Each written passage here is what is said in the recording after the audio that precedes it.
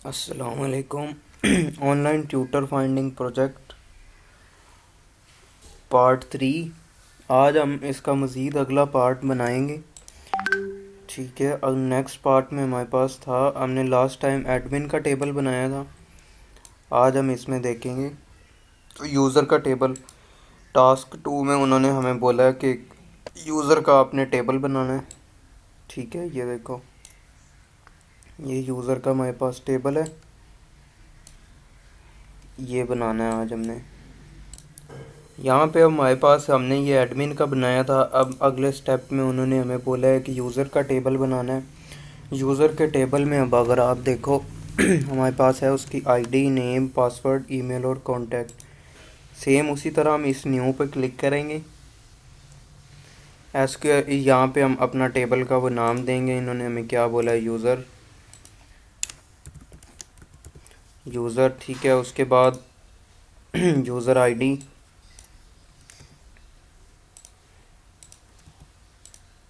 Space नहीं देनी इसके अंदर, ठीक है, या अंडरस्कोर या इकट्ठा। User name, password, email. एक हमारे पास कम रह गया, यहाँ से हम एक और ऐड कर लेते हैं, और कॉन्टैक्ट।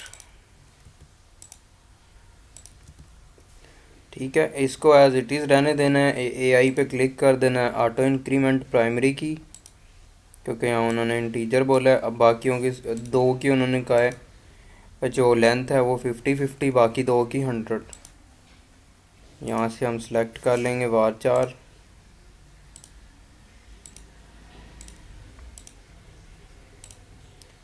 इन दो की लेंथ 50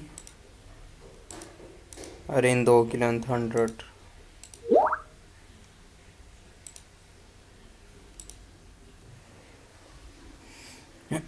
ठीक है, उसके बाद हम इसको सेव कर देंगे।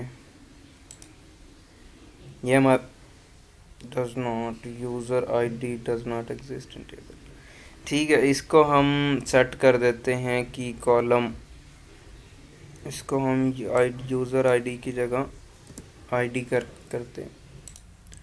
चलिए, उसने बोला है की column user ID does not exist. ठीक है, यहाँ पे हमने प्राइमरी की सेट करनी था। अब इसको हम गो करके देखते हैं। स्टिल ये हमें यही एरर दे रहा है। अच्छा, अगेन इसको हम रन करके देखते हैं। पहले एरर दे रहा था ये। ठीक है, पहले कोई मसला था, दोबारा रिफ़्रेश करके मैंने इसको आपके सामने एग्जीक्यूट किया, ये बन गया। ठीक है, नेक्स्ट हमारे पास क्या है। नेक्स्ट हमें उन्होंने बोला है टास्क 3 में एक ट्यूटर के नाम से बनाना है, ट्यूटर के नाम से टेबल। ठीक है, ये भी हम उसी तरह बना लेते हैं फटाफट। ट्यूटर, और इसमें क्या है, आईडी है, आईडी है, नेम है, क्वालिफ़िकेशन और पिक्चर है। ठीक है, इसको हम कॉपी कर लेते हैं। यहाँ से हमारे पास ये आईडी,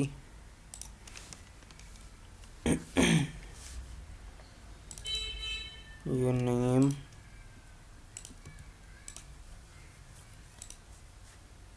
ये क्वालिफ़िकेशन आ गई। ठीक है, और ये पिक्चर आ गई। अब नेक्स्ट है select any appropriate data type. ठीक है, हम अपनी मर्ज़ी से सिलेक्ट कर लेते हैं। आईडी है, आईडी ऑटो इंक्रीमेंट, अगेन उसी तरह। उसके बाद नेम है, नेम को हम var4 रखेंगे, क्वालिफ़िकेशन को var4 रखेंगे, और पिक्चर को भी हम var4 रखेंगे। इसकी लेंथ हम लेंगे 200 200 200। ठीक है, उसके बाद हम इसको सेव कर देंगे। ये हमारे पास 3 टेबल आ गए रिक्वायरमेंट्स के मुताबिक। ठीक है, अब 4 में उन्होंने कहा है जी कुछ आपने इस तरह से इसका बनाना है इंटरफेस, और इस तरह का ये आपको शो होना चाहिए। ठीक है, अभी हम चल के इसको डिज़ाइन करते हैं। ये हमारा जो था जहाँ तक कंप्लीट हो गया डेटाबेस का सारा काम।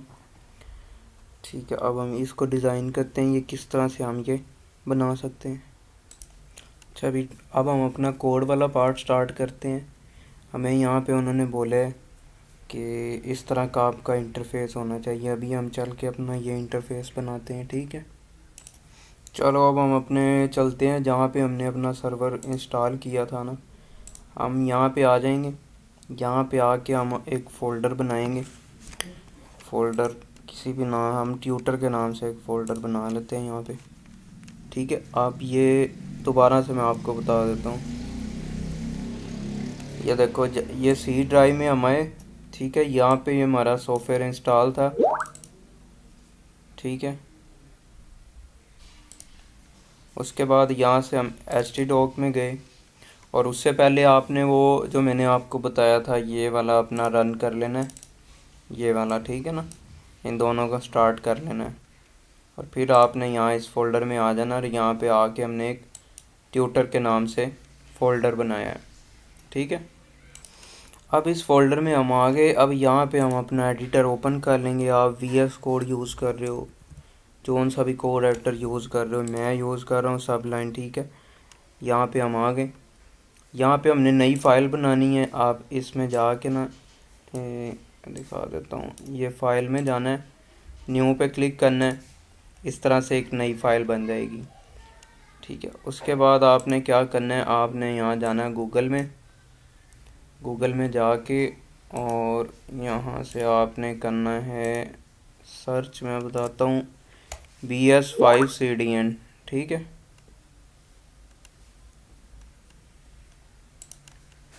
और यहाँ से आपने इस पहले लिंक को ओपन कर लेना है। उसके बाद आपने यहाँ पे अगर आप देखोगे तो थोड़ा सा आपने यहाँ नीचे आना है, ये वाला लिंक यहाँ से कॉपी कर लेना है, और उसके बाद ये भी यहाँ से कॉपी कर लेना है, और ये भी आपने कॉपी कर लेना है। ये बूटस्ट्रैप 5 के हैं। ठीक है ना, वीडियो को दोबारा आप देख लेना, कोई भी स्टेप आपने छोड़ना नहीं है, वरना आपको पता नहीं चलेगा कहाँ पे हमने क्या किया है।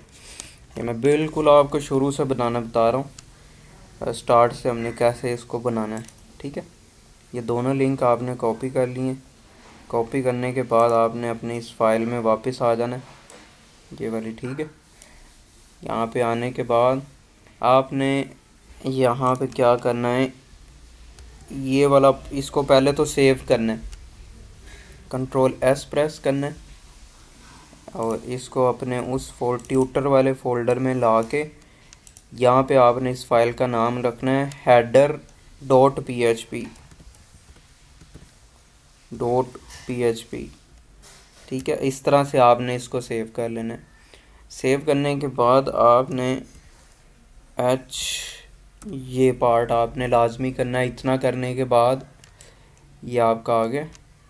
ठीक है, इतना पार्ट आपने करने के बाद क्या करना है, वो जो लिंक हमने कॉपी किए थे ना, उन लिंक्स को आपने यहाँ पे पेस्ट कर देना है।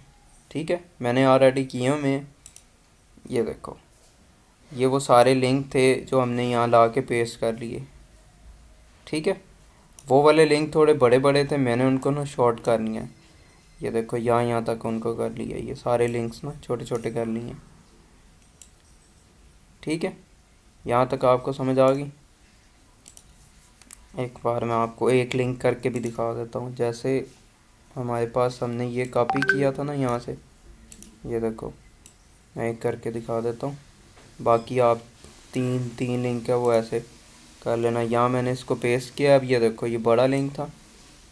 ठीक है, मैंने इसको यहाँ से लेके और यहाँ तक ये वाला पार्ट सारा ख़त्म कर दिया। इतना सा आपने लिंक रखना है, और इसी तरह इसके बाद आपने वो तीनों लिंक यहाँ पेस्ट कर देने हैं।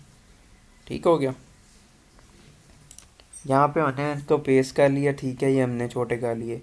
अब मैंने यहाँ पे टाइटल के लिए, या तो आप ये हटा के डायरेक्ट टाइटल भी यूज़ कर सकते हो, या फिर आप PHP का यहाँ पे वो भी यूज़ कर सकते हो, ताकि हर उसके पेज के स्टार्ट में हम टाइटल भी उसका सेट कर दें।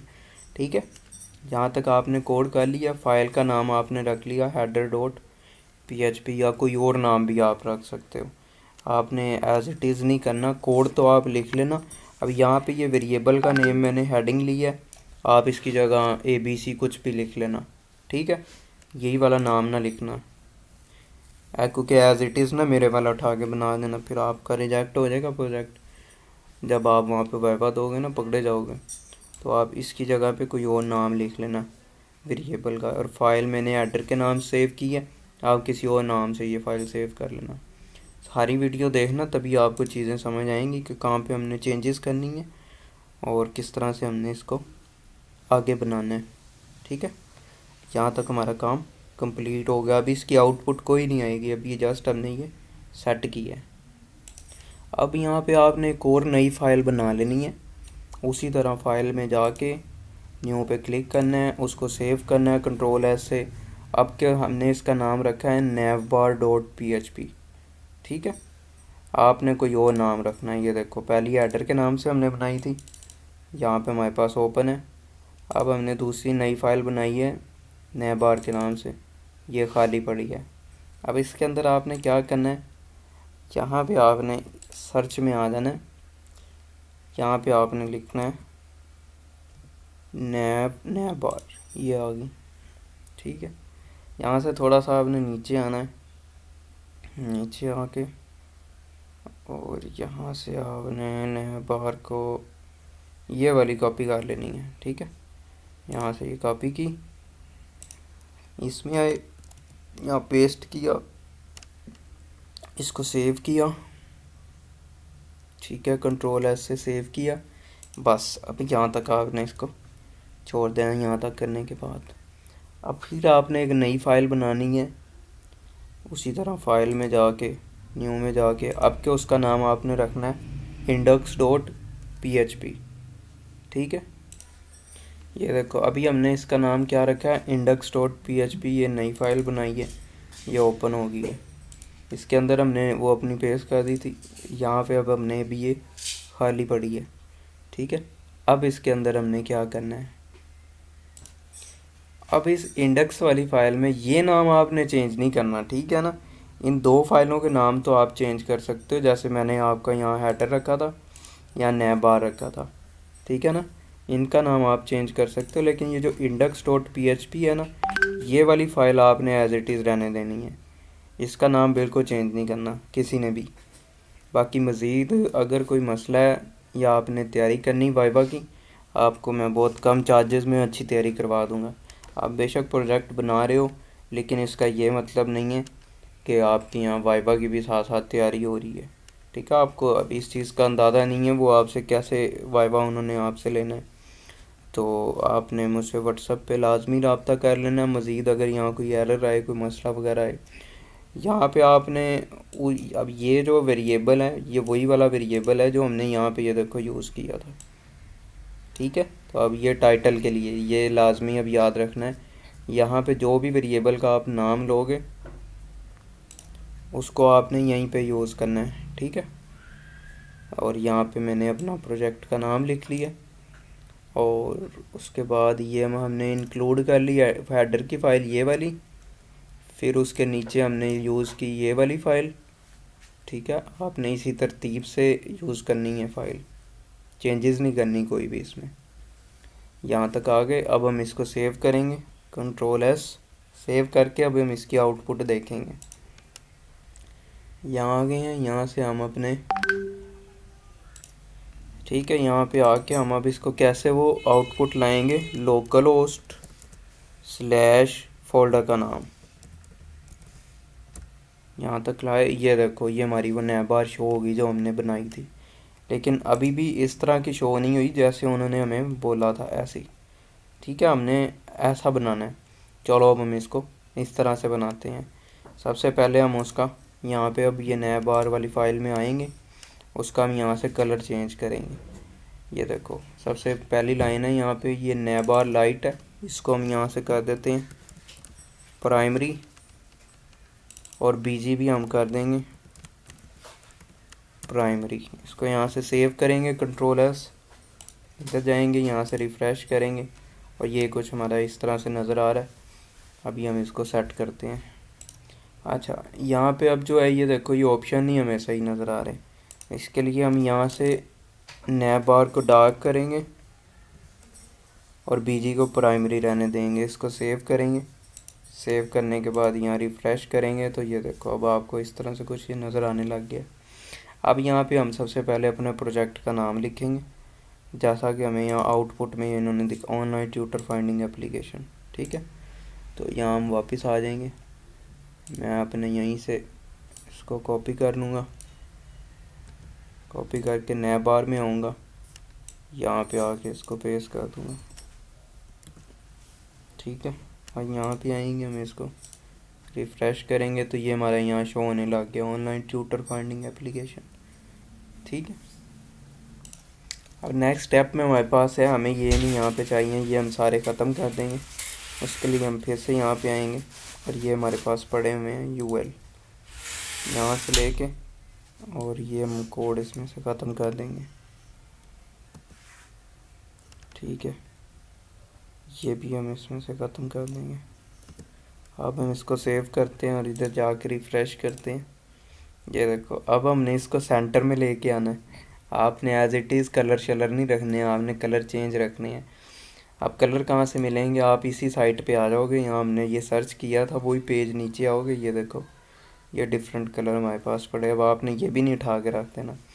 मज़ीद इसका मैं कलर आपको चेंज करने का तरीका यहीं बता देता हूँ। यहाँ पे आपने जाना है, यहाँ पे आपने जाना है, यहाँ जाके हमने स्टाइल लिखना है, यहाँ जाके हमने बैकग्राउंड कलर लिखना है। ठीक है, ये देखो ये बैकग्राउंड कलर, मैं इसको थोड़ा सा यहाँ नीचे ले आता हूँ। यहाँ पे हम जाएंगे, यहाँ अब हम लिख देंगे बैकग्राउंड कलर अपना, जैसे हम लिख देते हैं ग्रीन। इसको सेव करना है, उधर जाके रिफ़्रेश करना है तो ये हमारा चेंज क्या होने वाला, स्टाइल बैकग्राउंड कलर ग्रीन। अच्छा, उसके लिए हमने क्या करना है, यहाँ पे अगर ये ग्रीन नहीं हो रहा था, हमने सबसे पहले यहाँ से ना ये क्लासेस ख़त्म करनी बूटस्ट्रैप की। ठीक है, यहाँ से इसको आपने ख़त्म करना है, सेव करना है, यहाँ के रिफ़्रेश, तो ये हमारा कलर चेंज हो जाएगा। अब ये जो यहाँ अंदर ये आ रहा है, इसको भी वाइट करना है, तो हमने अब ये CSS में करना है। उसके लिए हम यहाँ पे यूज़ करेंगे कलर वाइट, सेव, रिफ़्रेश करेंगे और ठहर जाओ, ये नहीं हुआ, ये हमने लगाना है, यहाँ पे नहीं लगाना है, इसको हमने वाइट करने के लिए यहाँ से हमने लगाना है इसके ऊपर, यहाँ पे इसके ऊपर लगाना है एंकर टैग पे। ठीक है, तो यहीं पे हम लगाएंगे स्टाइल, स्टाइल के साथ आप लिख दोगे कलर और ये आ जाएगा वाइट, आओगे, अब ये देखो वाइट हो गया। ठीक है, अब इसको सेंटर में करना है। अब क्योंकि मैं वो पहले वाला ही थीम लेके चलूँगा, ये आप लोगों को बताया था भी किस तरह से आपने सेम नहीं रखना है, इसको चेंज करना है। ठीक है, मैं पहले वाला ही लेके चलूँगा तो इसलिए मैं इसको रिमूव कर दूँ। आपको मैंने कलर चेंज करना भी बता दिया है। अगला स्टेप है, हमने इसको सेंटर में कैसे लेके आना है। ठीक है, इसको सेंटर में कैसे लेके आना है। अब हमने इसको सेंटर में करना था। सेंटर में करने के लिए हम किसका यूज़ करेंगे, हम सिंपल इसके अंदर, इस क्लास के अंदर यहाँ पे MX ऑटो का यूज़ करेंगे। उसके बाद अपना यहाँ रिफ़्रेश करेंगे, ये हमारा यहाँ सेंटर में हो जाएगा। ठीक है, अब अगर आप इनकी आउटपुट देखोगे तो ये देखो ये सेंटर में आ गया हमारा। ठीक है, अब उन्होंने यहाँ बैकग्राउंड कलर यूज़ किया है तो ये भी अभी हम देखेंगे और उसके बाद ये बटन यहाँ पे अब हम बनाएंगे। लेकिन अब हम चलेंगे नेक्स्ट वीडियो में, ये थोड़ी सी बड़ी हो गई है। ठीक है।